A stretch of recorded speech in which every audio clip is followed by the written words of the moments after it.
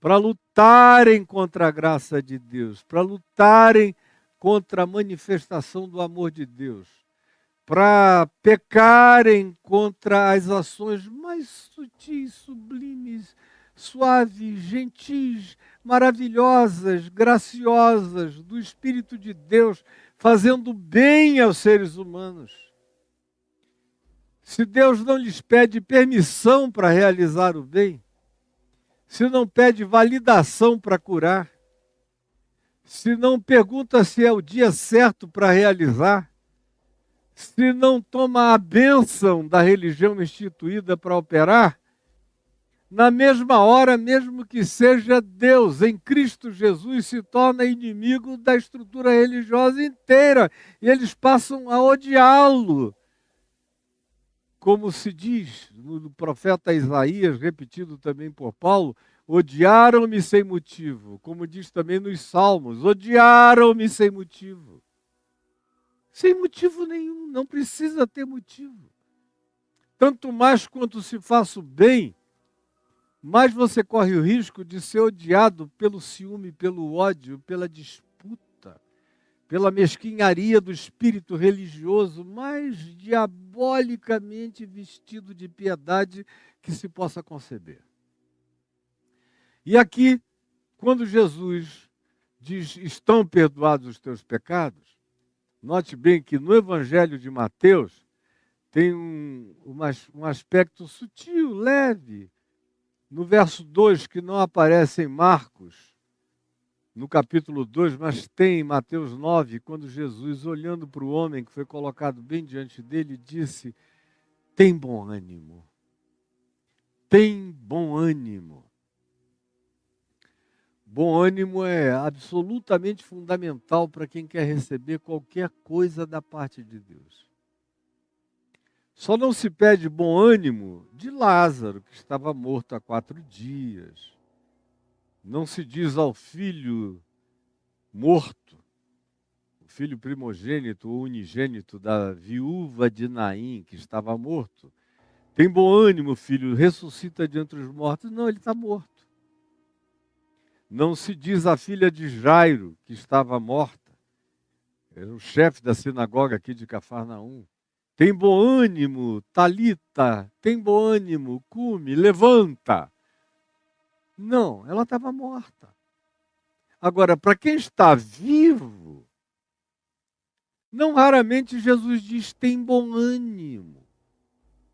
E tanto mais quanto a pessoa esteja viva, mais ainda Jesus diz tem bom ânimo. De modo que gente viva, preste atenção.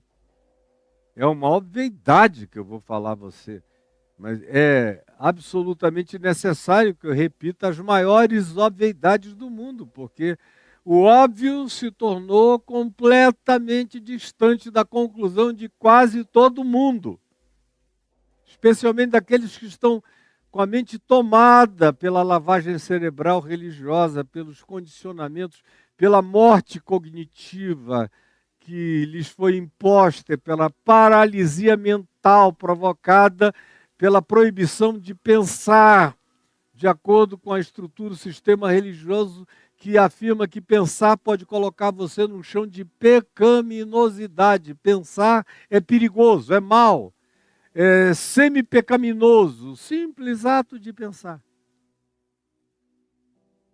Mas se você não está morto, o que se demanda de você é bom ânimo. Como os discípulos estavam vivos, viram Jesus andando por sobre as águas, entraram em pânico, gritaram, é um fantasma. O que é que Jesus lhes disse? Tende bom ânimo. E em outras ocasiões, em que eles vivos entraram em pânico, se assustaram, Jesus lhes disse, tende bom ânimo.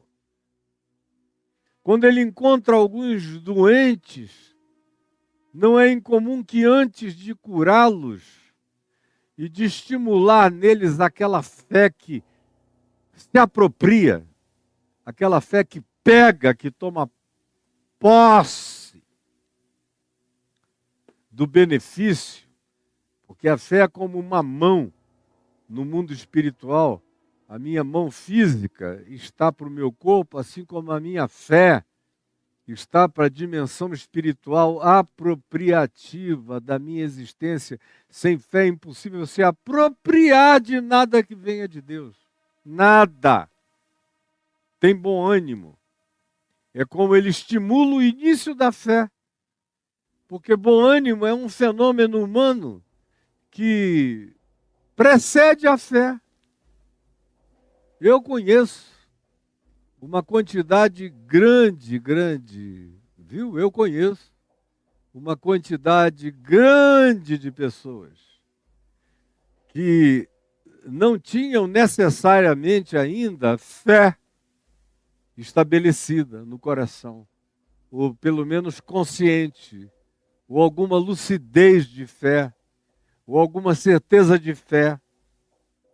Mas para quem você se aproxima estimulando o bom ânimo. E quantas vezes eu já fiz isso?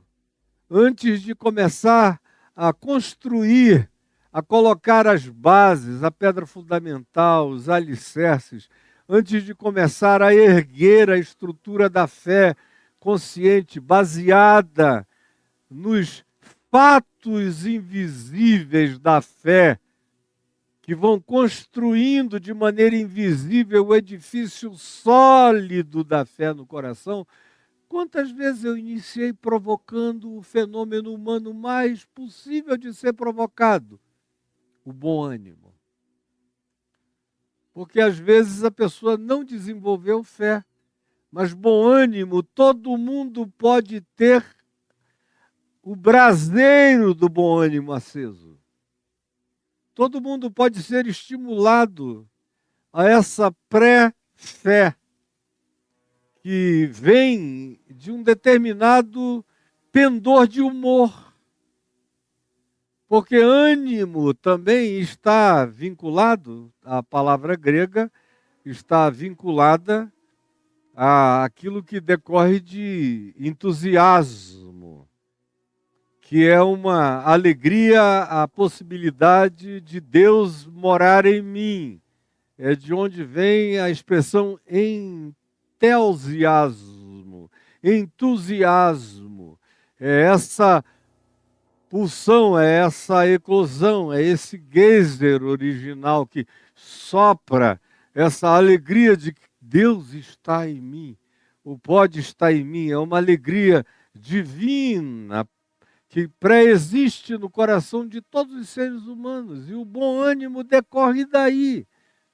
Entusiasmo e bom ânimo, assim como entusiasmo e bom humor, assim como o entusiasmo e o bom pendor de ânimo, de humor, de humoração na direção do positivo na vida, é algo que se pode estimular no coração das pessoas. E que Jesus com frequência faz. Com regularidade ele faz isso. Tem bom ânimo. Tem bom ânimo. Porque é impossível ajudar uma pessoa que boicota tudo que você tem a dizer.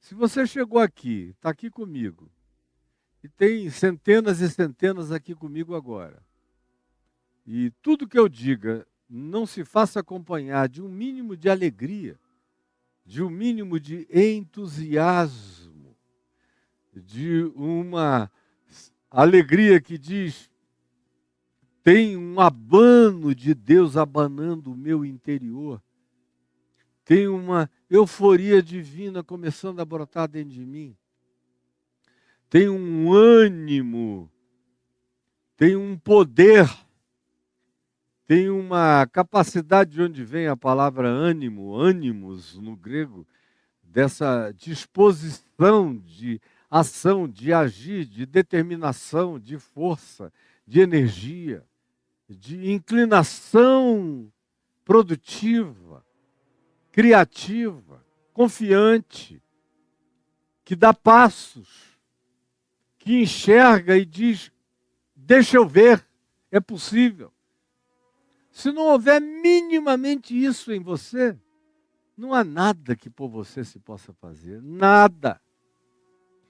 Eu conheço e conheci, tenho conhecido no curso da existência, milhares de pessoas para as quais você se aproxima com o recurso na mão, a fé está disponível, basta a pessoa patolar. É uma linguagem lá do jiu-jitsu, você patola, pá! Dá aquela patolada de fé e tudo começa a se abrir. Mas você vem e o cara não quer patolar, não quer gudunhar-se, é outra expressão do jiu-jitsu. Não quer agarrar mesmo, gudunhar com a fé, a promessa. Você propõe, ela não, ela é como alguém que vai treinar e não fecha a mão, não pega em ninguém. Não, você ensina, o cara não pratica nada. Não tem jeito de que qualquer coisa possa dar resultado na vida de quem não tem bom ânimo, de quem não tem bom humor, de quem não tem um entusiasmo mínimo. Para qualquer coisa na vida, desista. Com algum entusiasmo, até o ateu é infinitamente melhor do que o crente desistente. O agnóstico que tem bom ânimo está anos-luz na frente de levar vantagem na vida do que qualquer um que diga que tem fé, mas não tem bom ânimo, não tem bom humor de resposta à vida, não tem entusiasmo essencial para viver. Então preste atenção no que eu estou lhe dizendo. A fé é assim como a minha mão está para o meu corpo em relação a me apropriar das coisas, assim também a fé está para o meu espírito, como se fosse uma mão que se apropria da palavra e da promessa do Evangelho, da palavra e da promessa de Deus para mim. E se eu não tiver esse bom ânimo, eu não desenvolverei nenhum tipo de fé dentro de mim. Nenhum tipo. Ainda mais aquela fé que espera contra a própria esperança. É uma fé que já viveu de bom ânimo dezenas de vezes e que ganhou uma consistência para além do bom ânimo, contra o bom ânimo. Mas é a partir do bom ânimo que a fé começa a engatinhar existencial e psicologicamente dentro da gente. E esse bom ânimo produz algum entusiasmo. E esse entusiasmo abre as aberturas, as janelas da fé, como foi aqui no caso narrativo desse episódio, que nós vimos tratando desde o início da semana passada. Jesus diz: tem bom ânimo.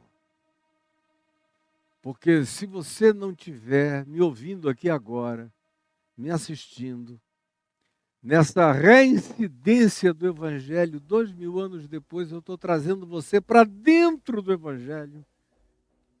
Estou construindo em nome de Jesus, na força do Espírito Santo, um cenário de 3D para você entrar nessa ambiência em seu favor, com bom ânimo,